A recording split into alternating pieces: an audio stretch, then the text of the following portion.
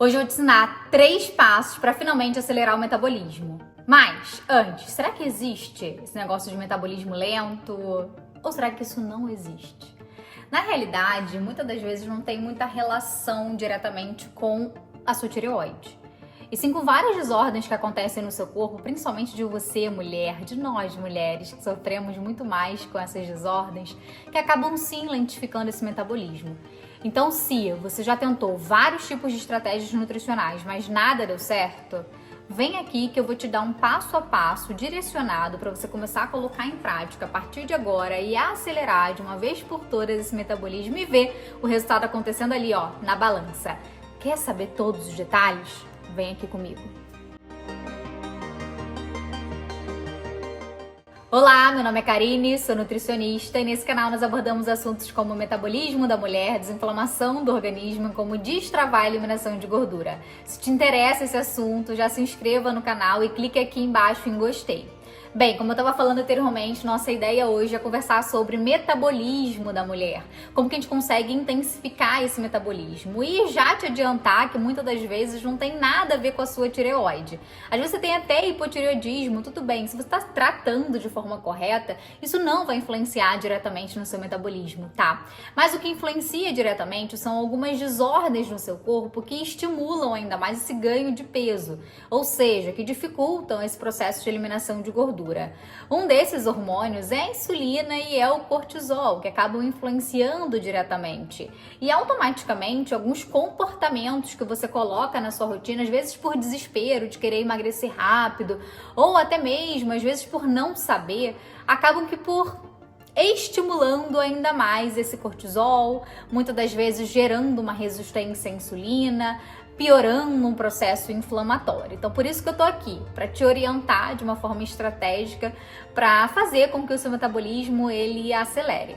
Mas antes de qualquer coisa, eu preciso pontuar com você que existe sim a necessidade de fazer atividade física para acelerar esse metabolismo. Isso é muito real. Afinal, o nosso corpo ele precisa de músculo. O músculo ele estimula também a nossa taxa, aumenta a nossa taxa metabólica basal. Então, se eu quero aumentar meu metabolismo, acelerar meu metabolismo, um passo primordial é a atividade física, fazer musculação. Isso vai te facilitar muito nesse processo de perda de gordura. Agora vamos para a parte da alimentação. Primeiro eu vou começar falando o que você não deve fazer. Às vezes você até faz por medo, né? Por desespero de querer emagrecer, que é o jejum intermitente, é ficar muitas horas sem comer. E o problema não está diretamente relacionado com o jejum, muito pelo contrário. O grande problema é que poucos falam a forma correta de fazer o jejum. E que muitas das vezes, fazendo de uma forma aleatória, sem estratégias, pode gerar muito mais estresse para o seu corpo do que te beneficiar de alguma maneira nessa perda de gordura. E a realidade é que o jejum ele entra aqui como uma estratégia nutricional. Então você pode sim fazer o jejum, desde que faça com conhecimento correto. O jejum ele não é uma estratégia milagrosa, mas ele depende sim de alguns pontos que a gente precisa colocar em prática para que você consiga se beneficiar cada vez mais do uso dele. Lembrando, com estratégia. É importante levar em consideração que o jejum ele precisa ter final.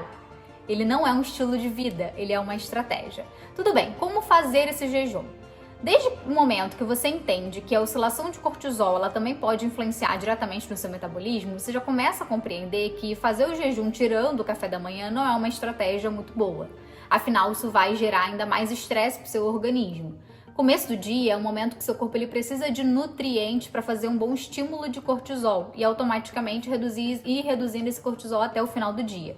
Quando eu pulo o café da manhã para fazer um jejum intermitente, por exemplo, fazendo o jantar às vezes muito tarde, eu saio totalmente do ciclo circadiano, que é peça-chave para intensificar o seu processo de eliminação de gordura, intensificar o seu metabolismo.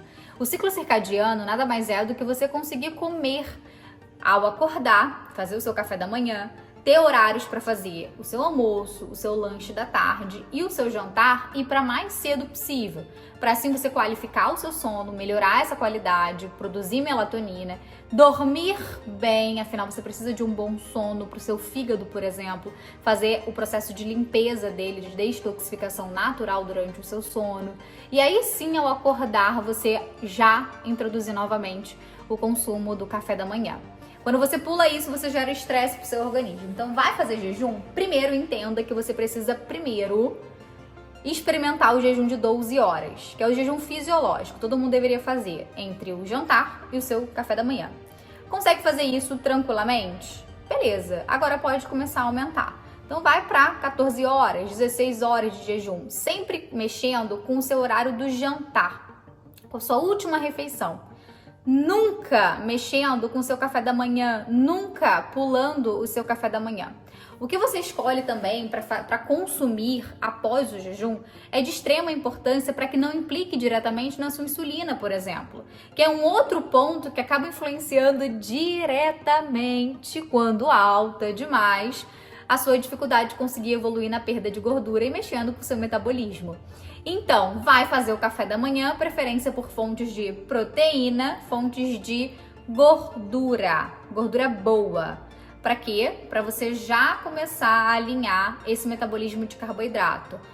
Posso consumir carboidrato no café da manhã pós-jejum? Pode, desde que ele esteja junto com proteína e fontes de gordura. E que você dê a preferência por iniciar aquela refeição com as fontes de proteína e gordura e no final deixar esse carboidrato para que não influencie tanto nesse pico de glicose e de carboidrato logo no início da manhã e obviamente logo após o jejum, que seu corpo está ávido por nutrientes. Então é o momento perfeito para você fazer essa estratégia. Então sempre mexendo quando se fala em jejum no jantar, evitando mexer no café da manhã. Um outro ponto primordial, como eu falei anteriormente, volto a falar aqui, é não pular esse café da manhã mesmo que não faça jejum. Lembrando que esse jejum, inclusive, ele não deve ser feito diariamente, tá? Seu corpo ele precisa, como eu falei anteriormente, desse fracionamento alimentar para conseguir entrar no eixo dele do ciclo circadiano. Então evite fazer o jejum diariamente. Deixe para fazer ele 2 vezes na semana, 3 vezes na semana, não passando disso, para que em outros momentos você consiga fazer esse fracionamento da sua alimentação, onde você vai iniciar o dia com café da manhã, fazer o almoço, o lanche da tarde, o jantar, tá? Sempre deixando o jantar para mais cedo possível. Então até mesmo nesses momentos onde não há pós-jejum, é importante que você deixe ali o seu café da manhã para estímulo benéfico desse cortisol. Outro ponto também é fazer ciclagem de carboidrato. Eu adoro, meus pacientes também gostam muito, se beneficiam disso. Essa ciclagem de carboidrato é você ir brincando com o volume de carboidrato ao longo do seu dia. Então, um momento você faz um volume moderado de carboidrato no dia, em outros momentos você faz um volume mais baixo de carboidrato. Você pode associar isso aos tipos de atividade física que você vem fazendo. Então, se você treina a perna, que exige um pouco mais de energia, é interessante que naquele dia você faça um volume maior de carboidrato. Agora, nos momentos onde você talvez não faça um treino muito puxado, que exija mais de energia, é interessante que você reduza esse volume de carboidrato, indo para uma alimentação mais low carb, mas nunca exagerando no consumo de gordura, tá? E, obviamente, que priorizar a proteína é ponto primordial para intensificar esse metabolismo. Então, em todas as refeições, consumir proteína. A proteína ela tem o benefício aqui em 2 vezes. Tanto para a parte de manter achatada a sua curva de glicose e insulina, como eu falei anteriormente, insulina alta, ela vai estimular de forma negativa o seu processo de emagrecimento, de ganho, na verdade, de peso.